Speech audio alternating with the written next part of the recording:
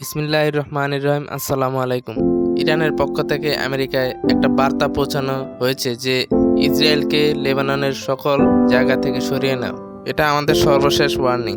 Israel যদি না বের হয় তাহলে আমরা মেরে মেরে ইসরায়েলকে বের করে দিব লেবানন থেকে। তখন তুমি লড়াইয়ের মাঝখানে আসবে না। এটা আসলে ইরানের পক্ষ থেকে অনেক কঠিন জবাব দেওয়া হয়েছে। যদি আমেরিকা ইসরায়েলকে কোনো সাহায্য করে তাহলে আমেরিকার উপর হামলা হবে। কালকে থেকে একটা খবর আসছিল যে স্টেট অফ হরমুজ থেকে একটা জাহাজ যাচ্ছিল, ইরান ওই শিপের মধ্যে অ্যাটাক করেছে। এটা আমেরিকা ক্লেম করেছে। ইরান এ ব্যাপারে কিছুই বলে নাই। এখন ইরান এটা প্ল্যান করছে যে যদি ইসরায়েল লেবানন থেকে না বের হয় তাহলে আমরা হিজবুল্লাহকে মিসাইল টেকনোলজি দিব যাতে করে হিজবুল্লাহ ইসরায়েলকে মারে। তারপর এটা ইসরায়েল, লেবানন আর ইরানের যুদ্ধ হবে। দ্বিতীয়ত গ্রাউন্ডে ইসরায়েলের বিপক্ষে সরাসরি লড়াই করবে তারা, আর বম্বিং করবে ইসরায়েলের সৈন্যদের উপর। কিন্তু যদি ইসরায়েল এর মধ্যে কোনো হামলা করে তাহলে ইরান ছাড় দিবে না, কারণ এগ্রিমেন্টে স্পষ্ট লেখা আছে যে ইসরায়েলকে এখান থেকে বের হতে হবে। এখন যদি পরিস্থিতি দেখেন, এখন পর্যন্ত ইসরায়েল কিন্তু লেবানন থেকে বের হয় নাই। আর এদিকে আমেরিকা বলছে যে আসলে আমরা যে ইরানকে টাকা পয়সা দিচ্ছি তা দিয়ে ইরান ওখানকার ফার্মার্সদের জন্য এগ্রিকালচারের প্রোডাক্ট কিনবে ইরান। আর এ কথাটা লক্ষ্য করবেন যে ইরান যে জবাবটা দিছে তা খুবই অদ্ভুত। তারা বলছে আমেরিকা যে প্রোডাক্টগুলো দেয় সেগুলো জিএমও এর প্রোডাক্ট, মানে এই বীজগুলো অনেক ভয়ঙ্কর, অনেক বিষাক্ত। আর তা থেকে যে ফল হয় সেটাও অনেক বিষাক্ত। ইরানে অর্গানিক ফল হয়, তা শরীরের জন্য ভালো না। আমরা এই ধরনের বীজ ব্যবহার করব না, আমরা এই ধরনের ফল খাদ্য হিসেবে গ্রহণ করব। তো ইরান ক্লিয়ারলি বলে দিয়েছে যে আমরা এখান থেকে এক পা পিছু হব না, না আমেরিকা থেকে কোনো বীজ অথবা অন্য কিছু নিব। আমরা অর্গানিক ভাবে এসব জিনিস এখানে বানাই, আর এই জন্য আমাদের প্রোডাক্ট সারা বিশ্বে যায়। দেখুন পরবর্তী ব্যাপার এই যে দ্য ইকোনমিক্স ম্যাগাজিন, তারা বলছে যে ইরান রিসেন্টলি যে যুদ্ধ করেছে তারপর এই পুরো মিডল ইস্টের জন্য উন্নতি, ট্যুরিজম এবং সিকিউরিটি এগুলো অনেক বেশি ক্ষতিগ্রস্ত হয়েছে। তাই তারা এগুলো নিয়ে কাজ করতে যাচ্ছে। এখন যদি যুদ্ধের পরিস্থিতি আরো খারাপ থেকে খারাপ হতে থাকে তাহলে আমেরিকা এবং তার বন্ধু রাষ্ট্রগুলোর জন্য অনেক বেশি ক্ষতির সম্মুখীন হতে হবে।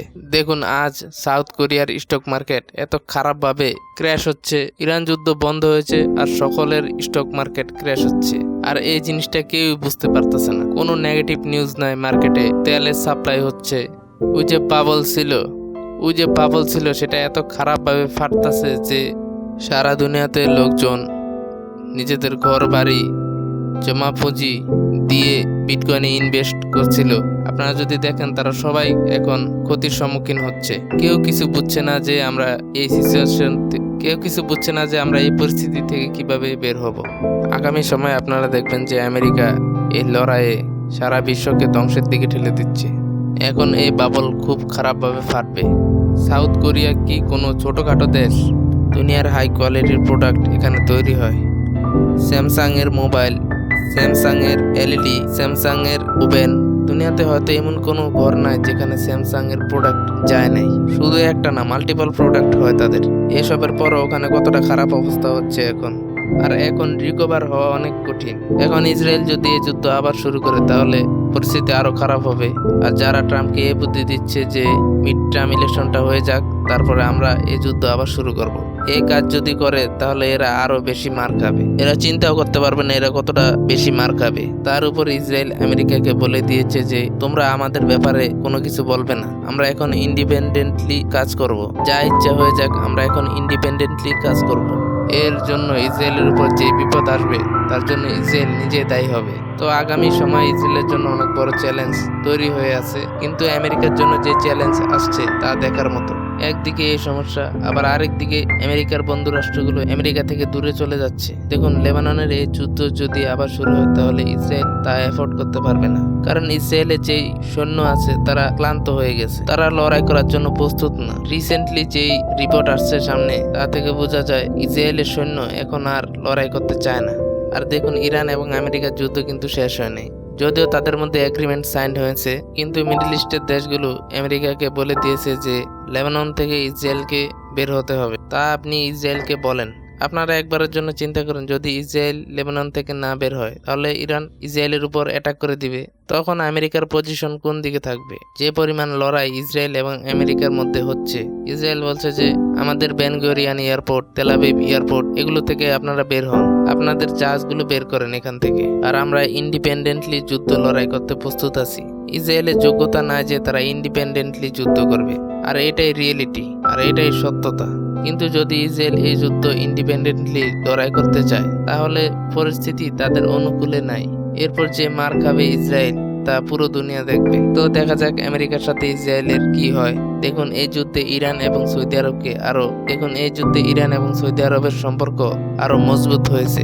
আজকে যদি সৌদি আরবের পত্রিকাগুলো দেখেন তাহলে দেখবেন কলাম লেখা হয়েছে ইরানের সাথে আমাদের ভালো সম্পর্ক তৈরি করতে হবে, ইরানের সাথে আমাদের সকল সম্পর্ক ঠিক রাখতে হবে।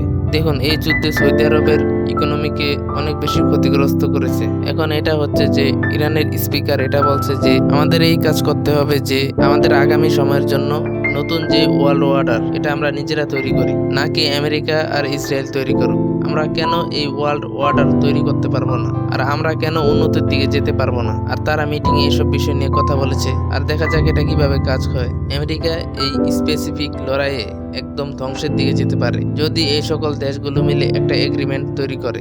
আর ইসরায়েল চাচ্ছে যে এরা একত্রে এগ্রিমেন্ট করার আগে আগে আমি কোনো নতুন যুদ্ধ তৈরি করি আর আমেরিকাকে আবার এই যুদ্ধে নিয়ে আসি। জিনিসটা সহজ হবে না, কারণ সারা বিশ্বের সাপোর্ট নাই, আমেরিকার সাপোর্ট নাই, না আর কারো সাপোর্ট আছে।